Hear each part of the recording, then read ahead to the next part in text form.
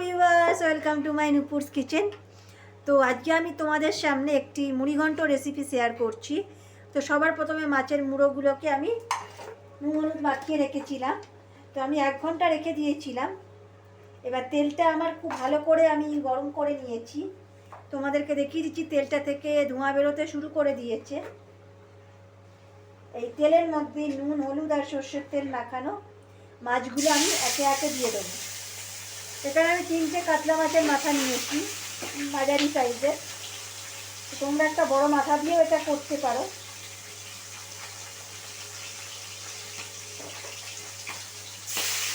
গ্যাসের ফ্লেমটা একটু কমিয়ে দিচ্ছি, মাছের মাথাগুলো ভালো করে ভেজে নেব। আচ্ছা, মাছের মুড়োগুলো ভাজা হয়ে গেছে। আমি একটা বাটির মধ্যে মাছের সমস্ত মুড়োগুলোকে আমি তুলে নেব। এবার কড়াতে যে তেলটা আছে, তেলটা কাট করে আমি ফিরে আসবো। আচ্ছা, কড়াতে যে তেলটা আছে, আমি গোটা জিরে, তেজপাতা, গোটা গরম মশলা, কয়েকটা চেরা কাঁচা লঙ্কা দিয়ে দিলাম। ফোড়ন থেকে একটু গন্ধ বেরোবে, তারপরে আমি দিয়ে দেবো গোটা পেঁয়াজ, মানে কুচিয়ে রাখা পেঁয়াজটা আমি এখানে দিয়ে দেবো। আচ্ছা, এবারে আমি একটুখানি টমেটো কুচিটা দিয়ে দিচ্ছি। আচ্ছা, এইটা দেওয়ার সাথে সাথে আমি একটু নুন দিয়ে দেবো, যাতে সমস্ত কিছু নরম হয়ে যায়। 1/2 টিস্পুন একটু নুন দিয়ে দিচ্ছি। আর তার সঙ্গে এখানে আমি দিয়ে দেবো আদা রসুন আর জিরে বাটা। এই বাটা মশলাটাও আমি এখানে দিয়ে দেবো। আর সমস্ত কিছু খুব ভালোভাবে একটুখানি কষিয়ে নিতে হবে।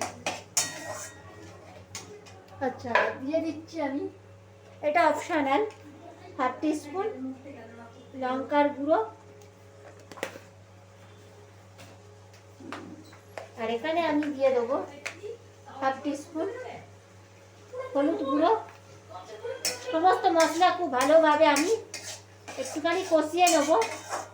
মশলা থেকে যখনই দেখবেন তেল ছেড়ে আসছে, তখন আমি মাছের মাথাটা আর চালটা অ্যাড করে দেবো। আচ্ছা, ধনে গুঁড়োটাও দিয়ে দিলাম। এবার দিয়ে আমি কষাতে থাকবো খুব ভালো করে। মশলা থেকে তেল ছেড়ে আসা পর্যন্ত আমাকে ওয়েট করতে হবে। এবারে আমি মাছের মাথাগুলো আমি দিয়ে দিচ্ছি এখানে।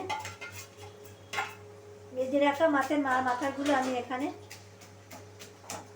ভেঙে ভেঙে দিচ্ছি। তো তোমরা কিন্তু হাতে করেও ভেঙে নিতে পারো।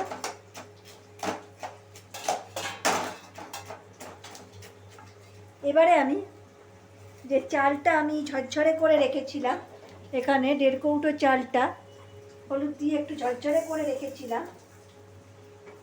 তো এই চালটা আমি পুরোটাই দিয়ে দিচ্ছি। চালটা দিয়ে আমাকে খুব ভালো করে মেশাতে হবে, যেহেতু আমি নুন একবার দিয়েছি। যত ভালোভাবে মেশাবো, মানে ভালো করে আমাকে কষিয়ে নিতে হবে। হলুদ যেহেতু দেওয়া আছে, চালের সাথে সমস্ত উপকরণ ভালোভাবে মিশে যাচ্ছে। আচ্ছা, আমি এখানে বলে রাখি, যারা ফেসবুক থেকে দেখছো তারা আমার চ্যানেলটি প্লিজ সাবস্ক্রাইব করে দিও, ফলো করতে পারো তোমরা। আর ইউটিউব থেকে দেখলে অবশ্যই বেল নোটিফিকেশন আইকনটি ক্লিক করে সাবস্ক্রাইব করে পাশে থাকো, যাতে নতুন নতুন রান্না দেখতে পারো। আচ্ছা, এবারে আমি কুচিয়ে নেওয়া মটরশুঁটিটা, মানে যেটা মটরশুঁটি রেখেছিলাম, এটাও দিয়ে দেবো। এখন শীতকালে মটরশুঁটির চল আছে, তো সেই জন্য আমি মটরশুঁটিটা দিয়ে আরও কিছুক্ষণ আমি ভালো করে একটু ভাজা ভাজা করে নিচ্ছি। আর মাঝখানে আমি একটু নুনও অ্যাড করেছিলাম। তো নুনটা তোমরা অবশ্যই টেস্ট করে দেবে, নুন বেশি হয়ে গেলে খাওয়া যায় না। এবারে বাটনার যে বাটি ধোয়া জলটা, সেটাও একটু আমি দিয়ে দিচ্ছি। আর তার সঙ্গে আমি এখানে দিয়ে দিচ্ছি ফুটন্ত গরম জল। তো জলের পরিমাণটা তোমরা অবশ্যই বুঝে দেবে। তো আমি এখানে চাল নিয়েছিলাম 1.5 কাপ। তো জলটা আমি 2 থেকে 2.5 কাপ মতন আমি দিয়েছি। এবারে আমি ঢাকনা দিয়ে, সমস্ত মশলা আমার দেওয়া হয়ে গেছে, মশলার সঙ্গে কষানো হয়ে গেছে। তো এবারে আমি ঢাকনা দিয়ে ঢেকে দেবো। আচ্ছা, আমার মুড়িঘণ্টর ঝোলটা টেনে নিয়েছে, মানে আমি যতটুখানি জল দিয়েছিলাম। এবারে আমি সামান্য ঘি অ্যাড করছি।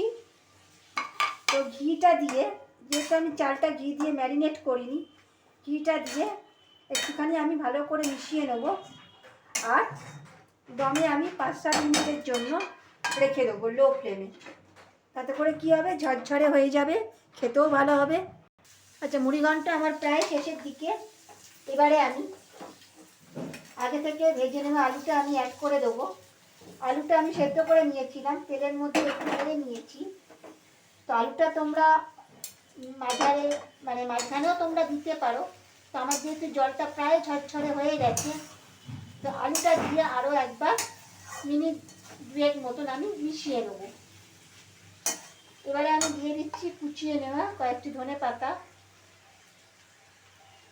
আর এখানে আমি দিয়ে দেবো খুব সামান্য পরিমাণে গরম মশলার গুঁড়ো।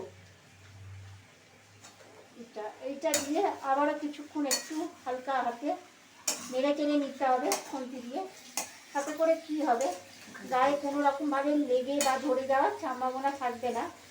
তো হয়ে গেল আমার মুড়িঘণ্ট। আমি যেরকমভাবে বানালাম আপনারা একইভাবে বাড়িতে খাবেন, সকলকে খাওয়াবেন। ধন্যবাদ, ভালো থাকবেন। অবশ্যই আমার চ্যানেলটি সাবস্ক্রাইব করবেন।